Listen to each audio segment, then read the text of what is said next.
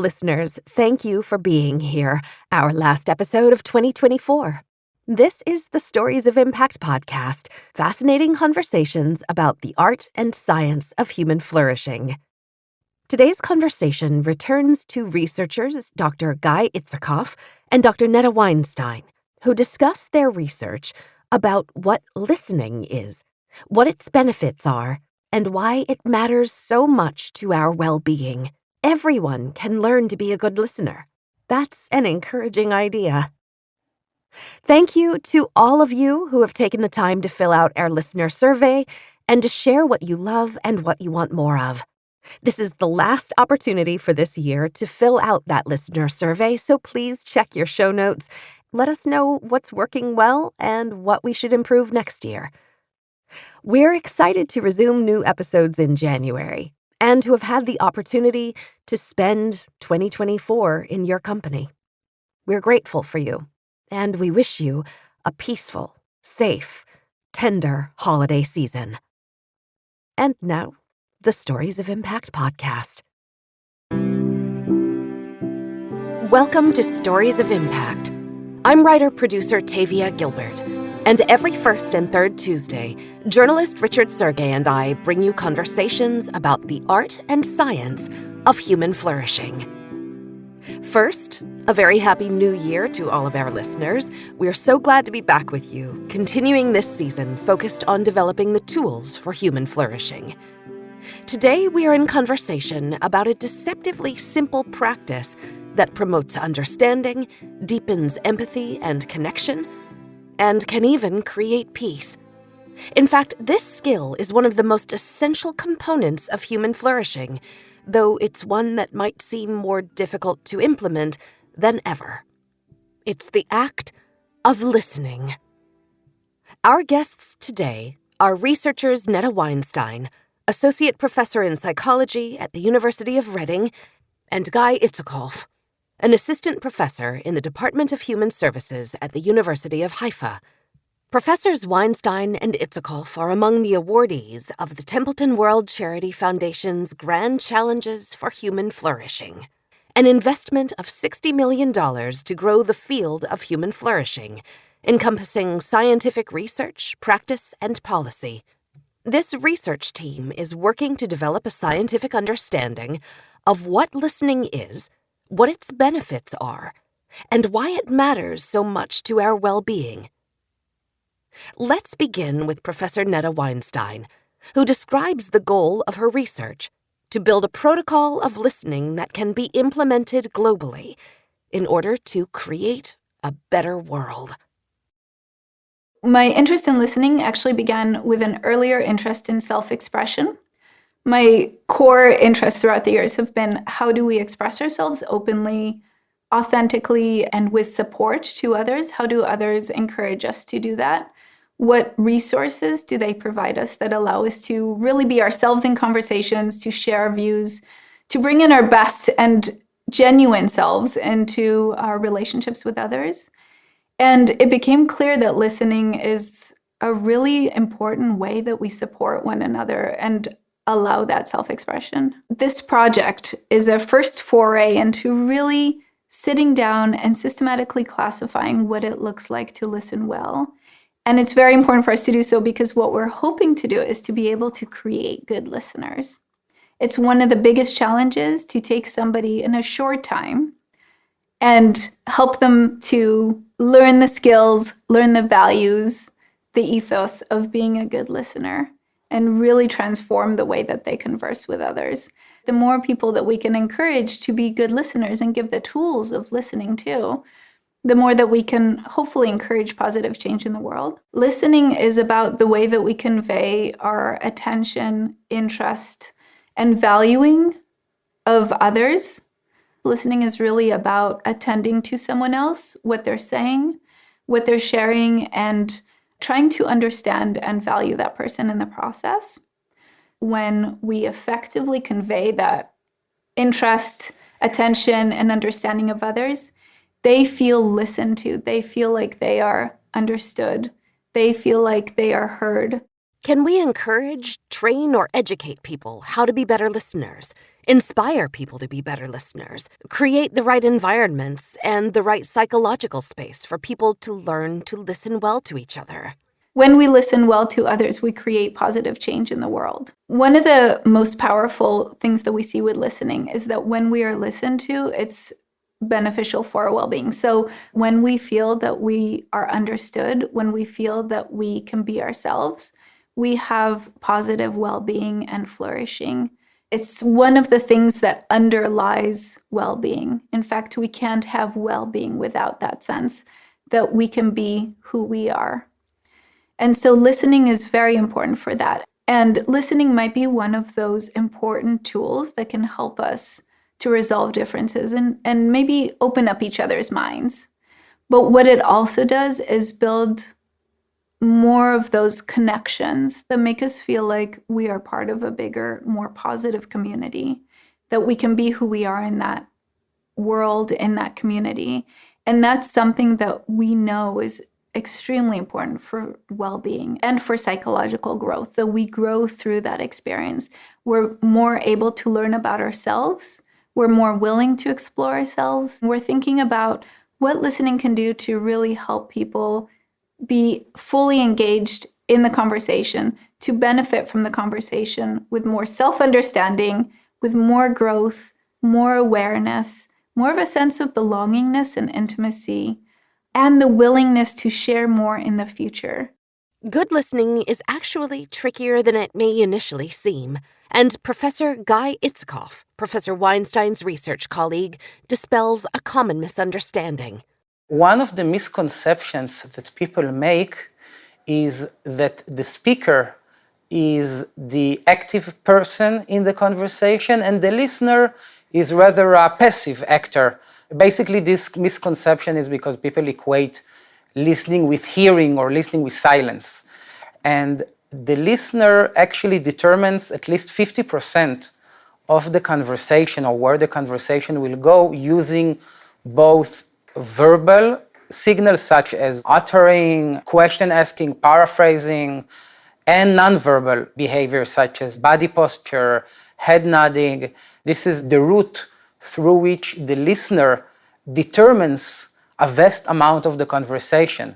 So for example, we can be conversing and you can say something, and when you're speaking, you have these automatic thoughts that come to your head, and a few of them, sometimes even many of them, relate to your social appearance. So does the listener approves of me? How do I look in the eye of the listener? And if, for example, I as a listener will present facial expressions that convey curiosity, like opening my eyes and leaning towards you and nodding when appropriate, not too much, but when appropriate, you will perceive that I'm really there with you.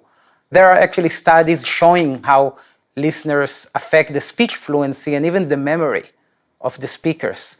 So the listener is a very, very, very active partner in the conversation, and this is through both the verbal and non-verbal channels that the listener has. Professor Weinstein adds, naturally, when people talk, there's a listener and there's a speaker, but people change back and forth in terms of what their role is. So in a conversation, both or all participants have the chance to be a good listener and have the chance to be an effective speaker. Both are very important and both drive the experience and the outcomes, what happens as a result of that conversation. And so the listener is an active partner in that conversation. And even a good speaker is not going to successfully navigate a relationship or a conversation without the listener participating fully and contributing through their attentive and high quality listening. The benefits of listening, in my perception, do not come from the listener or from the speaker, but from the connection and from the chemistry that is generated between them. It's not something that is only in me as a listener or only in you as a speaker. It's the connection that we generate during this process of listening that has downstream effects on the positive outcomes that we know of, both for the listener and for the speaker. The major player in the process is the connection, and the listener and the speaker are the generators of this force of connection that benefits everyone in the process. Listening even has an important role to play at work. It's very important for organizations to implement listening training. We are seeing tremendous effects on the connection that it facilitates between employees and on reducing burnout and anxiety and increasing relatedness. There was an interesting study that found that checking in is rated by employees as more important than other aspects of the workplace that people think are much more important, such as being invited to an important meeting and etc. And checking in is spending a few minutes with a colleague asking, so Richard, how are you? How do you feel? Asking, really taking interest for a few minutes a day. But it's the attention that you give. The people want the attention. When you give someone attention, they feel that they matter. They feel that they are important. Organizations are increasingly investing in trying to understand those experiences of individuals from different backgrounds, but also how can we promote an inclusive workplace, one where people value one another, one where people can attempt to interact with, respect one another, even if they come from different backgrounds. Listening is a really important tool for doing that. So if we want to become better listeners, how might we begin?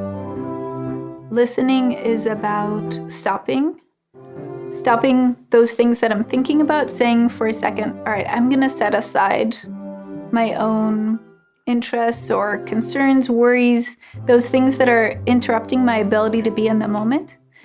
So I make an effort to be in the moment with the person that I'm talking to. I take the time to focus not just my attention, but also relax myself and really yield to what's happening in the here and now.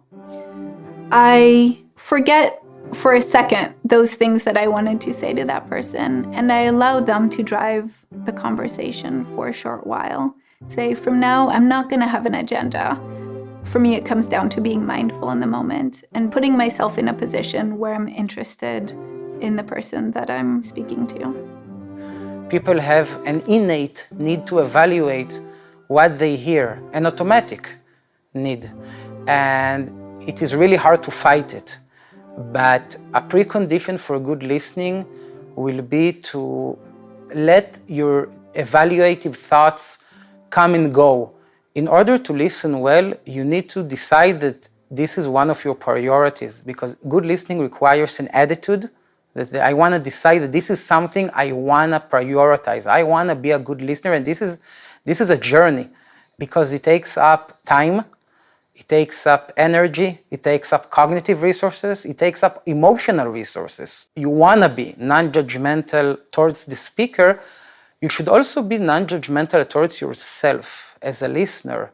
After you realize that maybe you're not as good a listener as you thought you were, and have a learning mindset to reflect back on the conversation, think about points that you missed, like doors that the speaker opened for you and you didn't came into, places where you could have asked a question, could have provided a reflection, could have exhibited better listening behavior and learn it for your next conversation or the next time you wanna provide high quality listening to someone. So it's a learning, it's like a muscle that we need to train, like riding a bicycle.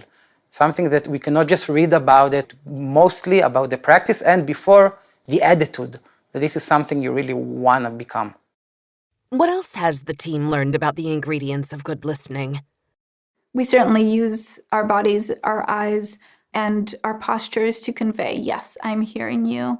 We nod to say, yes, I understand what you have to say. And that's an important piece of communicating to the speaker, I'm here with you. I'm not thinking or engaged in something else right now.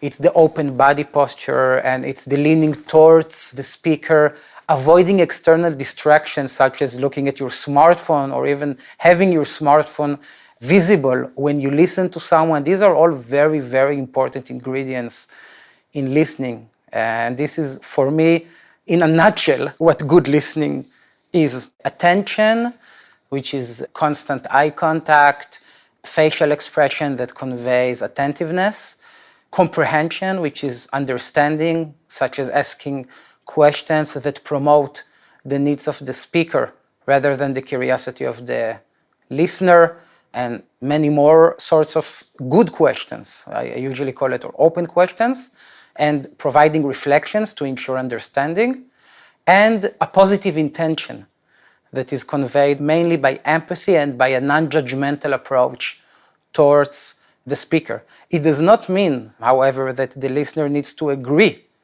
with what the speaker is saying, but to accept the right of the speaker to hold a certain point of view. When the listener sees that the speaker is still paying attention or maintaining constant eye contact, the listener gains confidence, and a good question conveys that a listener is really trying to understand or even understands what the speaker is saying. A why question usually elicits more defensiveness and a need to explain myself, whereas a how question is more explorative in nature. And also there is the tone, and from our lab studies, we know that paraphrasing and providing reflection to the speaker, summarizing what the speaker said in the listener's word, and trying to be as accurate as possible, even to use the words that the speaker used, because the same word can have a different meaning for you and for me. But when the listener paraphrases and then asks, did I understand you? Did I miss anything? Even if the listener did not, and people usually can remember up to 50% of what they heard, but the speaker both completes this gap and feels that the listener is really trying to understand. So it signals intention. What are the enemies of good listening? There are a few enemies that we know of good listening. One is fear of change. People often fear, even without acknowledging it, or even without awareness of it, that if I really listen to you, I might have to change. And this might be threatening to me. That if I really listen to you, I might realize that you are correct. And I might need to revisit my perspectives and change myself. And this is a lot to take. The other one is loss of power. Good listeners are perceived as less dominant by their speaker. So they lose dominance, which is social status, but they gain a different form of social status, which is prestige. But not everyone are willing to do this trade-off between power and prestige. So if a listener is high on the value for power, there is a good chance that they will not be able to listen well, because they might fear that if they are not heard and if they give the space to another person, they will lose from their social status. So this is another enemy, the loss of dominance. Another enemy is secondary trauma. There is a term called compassion fatigue. For example, social workers and clinical psychologists sometimes experience this like a second-hand trauma, that you receive the trauma of the speaker and it can cause emotional costs for the listener. Fear of intimacy is an enemy that I mentioned. One is lack of story. We found that listeners find it easier to listen when the speaker is telling a story versus telling facts or descriptions. This has to do with how the speaker frames the content. And the last one is time. Listening, as I mentioned, it requires time and effort. And these are limited resources. This is the resources that we equate with money. Time equals money, energy equals money. And not every time we have the willingness or the preference to give this important resource of listening, of the time and energy that listening consumes, to the person that asks for it. So this is another enemy, that we have limited energy and time. The intimacy and connection that listening makes possible is directly linked to human flourishing. Technology can really hurt the quality of listening, because we're also now accustomed to doing everything quick and fast, and listening requires slowing down a bit.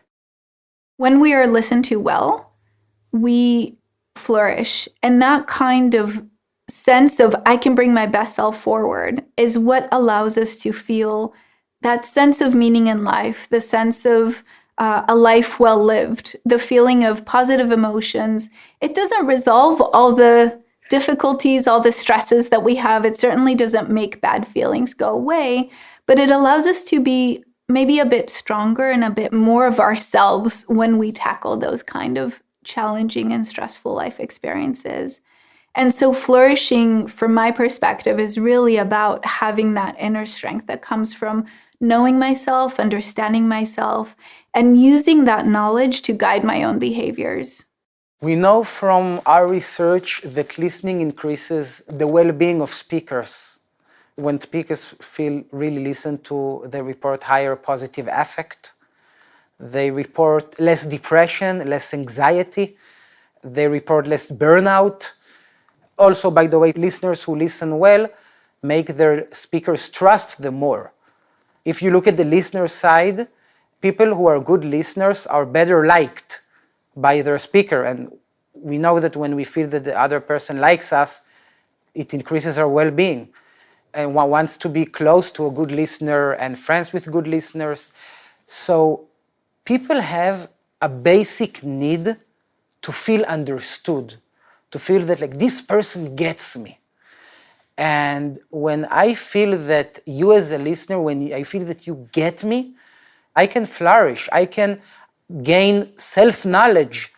And we found it in many of our studies, self-insights on stuff that I would not have recognized or not have been aware of if not for you as a listener. And this is directly related to human flourishing, to the well-being and to the happiness and to reduced aversive states of people. From our evidence, listening is directly connected to human flourishing. In fact, close listening is enhanced by virtues like humility and empathy. In an ideal world, we listen from a place of humility. That is, we don't have all the answers. We listen from a place of empathy. We value the person that we're listening to. Even if in the moment we might not agree with the things they say, we might not even value the things they say or the things they do, but we recognize that in that moment, the person has intrinsic value and the value to speak and share their perspective. We need to learn more about listening with empathy, and we need to learn more about listening with humility. Professor Itzchakov agrees. When people feel listened to, they become more intellectually humble. They realize that their initial perspective might not be the only correct ones. It is one of my goals to see how people who learn to become better listeners affect their community and their social circles in a way that then hopefully we will be able to see a more accepting and peaceful discussions. And we have become so separated by so many aspects like never before. And this is why I think that this is a very, very important tool or mechanism and a process that society needs. Because you can look at it in the society level, between ethnic groups, you can look at it in families, you can look at it in schools, you can look at it everywhere, and you will see the polarization between so many groups that are now building minor groups and minor groups and minor groups. And this is why I think listening is a medicine without side effects. What I'd love to see is more research and more understanding of how far we can take these principles, how much can we use listening to tackle some of the big problems that we have in society and in our relationships with other people. Without listening, we cannot do it. So listening is the foundation that we build on. What the team has learned from their research shows how vital listening is for a healthy, well-functioning society. One of the things that we might forget to do is to value other people who are different from us or who have different political positions or views. In a way, seeing those people as barriers rather than as intrinsically valued and valuable could stand in the way of resolving those differences. If we see them as barriers, challenges, if we assume that they are incorrect and stick to that assumption, it's very difficult to convey listening at the societal level or to convey listening to those who are different from us. And so even at the societal level, to go from, I don't want to hear what you have to say, to let's have a conversation. Let's talk about what we're looking for. That's important. We found that good listening can make speakers' attitudes more complex, less extreme, without receiving any persuasive attempt. And this has a lot to do with the receptive space that is created between, we call it togetherness, between the listener and the speaker. Listening can reduce speaker's prejudice. It is very difficult to listen to someone that you hold a stereotyped attitude towards. You have automatic judgments in your head towards this person, and this really makes listening difficult when you have so much prior stereotypes towards people. And I think the first step is becoming aware of it. Because if you talk to the average person, people will not tell you that they have biases. We see it from many of our studies, like a lot of the answers are, I do not have biases against any group, but then when the conversation goes on and on, you see that there are biases towards certain groups. We need to know how we can listen, even not cancel out our biases, but listening beyond our biases, that I will see the person behind the stereotype that I have, and this requires training. This is a skill, and this is a process. Though both researchers recognize the great benefits of listening, Professor Weinstein also acknowledges how difficult it can be to fully engage in the practice of listening. To listen well, we need to be in the right headspace. And in a way, our hearts need to be in the right place as well. So to listen well, we need the space to attend carefully to what someone's saying. We need to focus our energy on processing and understanding what they're saying. To listen well, we need to be open to what they have to say.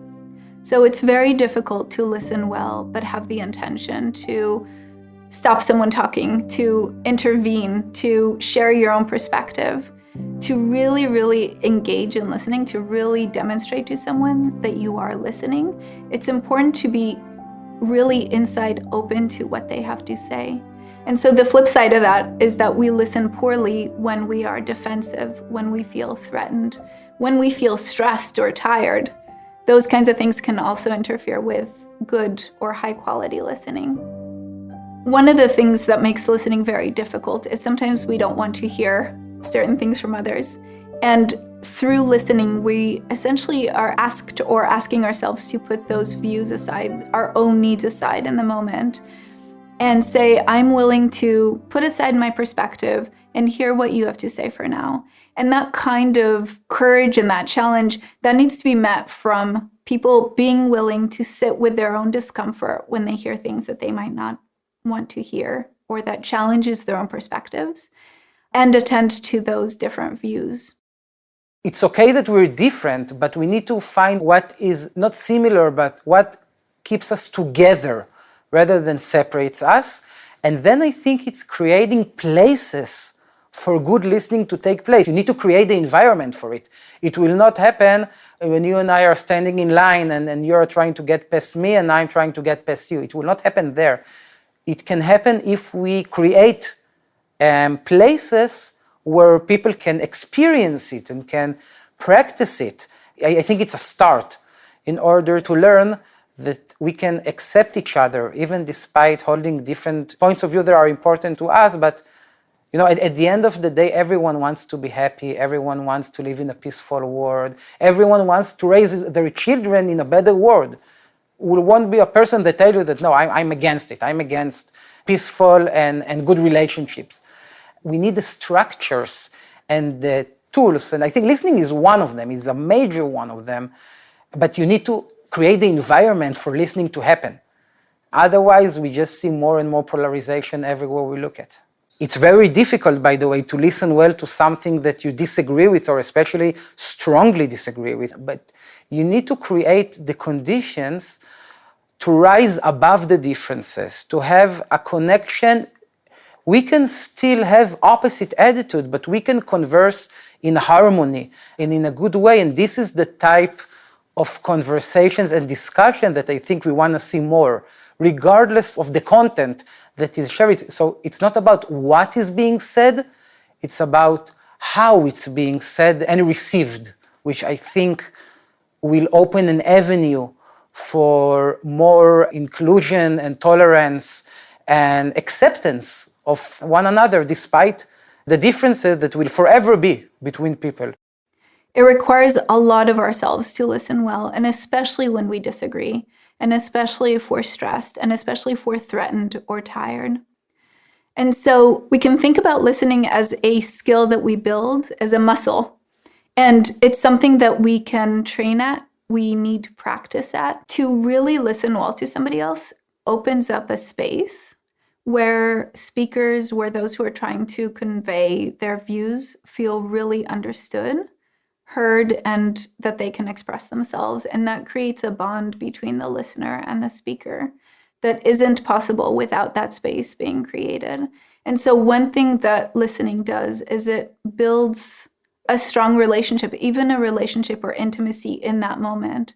People feel that they are autonomous in that moment, not just free to do what they like, but free to be who they are, free to express themselves, have their opinions, values, share those values, and be self-congruent, basically be who they are outside, have that represent who they are on the inside. Listening is very powerful for allowing that. In a way, it creates a foundation for having an honest conversation where both sides feel like, in the best case scenario, they can bring their full selves forward, be heard, and maybe they won't come out fully agreeing, but the process will be one where effort is made on both sides. Listening creates the atmosphere that is conducive to us being open to others' perspectives, being willing to explore ideas and values and backgrounds that make us uncomfortable, being willing to challenge ourselves more. In fact, their research findings reveal that it's the medicine of listening, not argument, that can open people's minds to new ways of thinking. It's a difficult process, but listening in and of itself can result in an attitude change of the speaker without the listener providing any persuasive attempt. I've been intrigued early in my research career by a phenomena called the boomerang effect, where people try to change the attitudes of other people by basically, simply put, arguing with them, and they get the opposite result. The attitude of the recipient becomes even more extreme. And one of the main mechanisms that operates in the boomerang effect is defensiveness. When I feel that my freedom to hold a certain attitude is threatened, I might become defensive. And instead of hearing your arguments when you are talking, I will be thinking how to counterattack your message. And this is the type of conversation I often see. You can dislike your neighbor because his perspective on the vaccines. It doesn't matter now who is right and who is wrong. The question is, what is your goal when conversing with the person? If your goal is to change your neighbor's attitude and to persuade your neighbor that this is not as he thinks, this is a different process, but you can agree to disagree. I think like this and you think like that, but let's talk about something that unites us rather than what separates us, because we can spend our entire lives, and we are doing it, by the way, conversing and arguing and disputing about everything that separates us, and it will never end. And we see that as the world becomes more and more uncertain, we see the gaps are growing and growing and growing. I think instead we need to change the nature, no, not the content. We can talk about things that we disagree, it's okay, but it's how we talk about it. When we are asking someone to change their beliefs or their attitudes, we're asking them to do something that's quite difficult, which is to challenge themselves, to acknowledge that maybe they weren't right all along. Some of that could potentially mean giving up on the sense of safety that, yes, I understand the world, I can predict the world, and my interpretation of the world is correct. Some of that means those things that my culture taught me, my community, my family taught me, those truths I knew might not be so true after all. We might be asked to challenge our own identities. So it is a potentially threatening and scary experience to listen to those who disagree with you. And that's something that requires effort, that requires will to say, I'm going to sit with these feelings and I'm going to sit with my discomfort and take a different perspective. And I'm going to try to be open in this moment. What good listeners do is they help to create that sense of safety and that sense of openness. That means that defensiveness isn't the most overpowering thing in the moment because you're willing to listen to me, even if just for the moment. That means that maybe our disagreements aren't as fundamentally threatening to me as maybe they feel otherwise. At the end of the day, you want to get along with your neighbor because it determines your well-being and your quality of life. So the question is if you're willing to make an effort, and this is an effort, as we all know, to sometimes listen to stuff you disagree and say to yourself, I disagree, but I give this person the autonomy and the freedom to express what they think. And then you will see that on most cases, they will reciprocate to you. Whereas when you argue, you usually get, what you get back. Good listening does not equal agreeing with the speaker. It's about the positivity resonance. It's about the non-judgmental attitude towards one's freedom to express the attitudes. And I think this is where we need to invest our effort. Not to have everyone think the same because we know it won't work and we know that we'll see more and more and more separation everywhere we look. As polarization continues to worsen, the team feels some urgency around sharing their research findings. What I think and what I'm trying to achieve in my listening training, the listening training that I study, and it's quite challenging, is that we want to see the people that received the training and received the skills serve as social agents. Their most hopeful discovery is perhaps this one that I hope will make each of us consider what opportunity we have to be positive change makers through the act of listening. One good listener can have downstream effect, can be contagious for the family, for the workplace, for the community, and provide an example that then can build a process. We'll be back in 2 weeks for a conversation with another thought leader, Deepak Chopra. Here's a preview.